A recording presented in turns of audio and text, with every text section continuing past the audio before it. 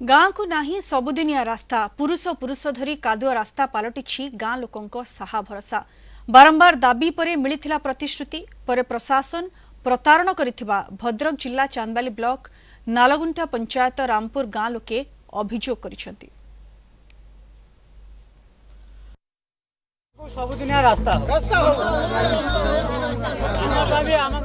ए slogan हेउछि Bhadrak जिला chandbali block नालगुंटा panchayat Rampur गाँ लोकंकर दीर्घ वर्षर पुंजीभूत असंतोष छाड़ुछंती गाँ लोके।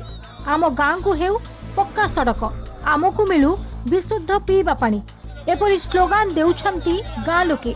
आउ आंदोलन रो नेतृत्व नैछंती गाँ रो जणे वयस्का महिला। रास्ता हाट किसी ना पाइप देते सी भी है सुधी पाइप बसौ ना भल मंद करना सब ये सब टबुल आम जो पानी टिके बेलू एत पान पशिजिमु जा कल कतिर पा आणमु स्कूल कतिर बहुत हैरान बोली पानी बड़ी पानी बेलू एत पा रामपुर गाँव जनसंख्या बेसी हवा फल लोक मैंने आसी रहिले बिल रहा फल तो कंक्रीट से पर्यंत कंक्रीट अच्छी आउ ना सियाड़ कंक्रीट तेणुक गाड़ी ये रखुच्च। आम गाँव में 200 घर पाखापाखि लोक रास्तार सब प्रकार समस्या आम गाँव। रामपुर गाँव मुख्य रास्ता बंगाली पड़ा ठारू रामपुर गाँव को जाइथिबा माटी रास्ता पानी कादुओ भर्ती। वर्षा हेले लोके माने नाही नथिबा हैरान हेउछंती। रास्ता और पीवा पानी समस्या दीर्घ वर्ष हेला लागि रहितबा बेले प्रशासन कौनसी पदक्षेप नेउ नथिबा अभियोग करिसेंती ग्रामवासी। तेणे विभागीय अधिकारी कैमरा सामने मुह खोलु नाहंती।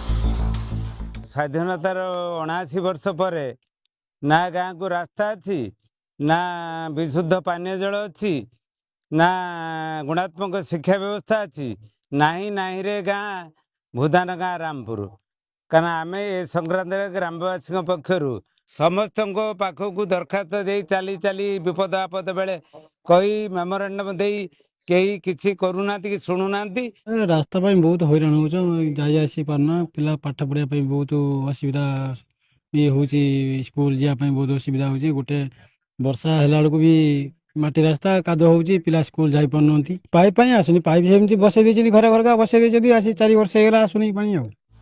भद्रक जिला चांदबाली देवाशीष पाढ़ी रिपोर्ट कलिंग टीवी।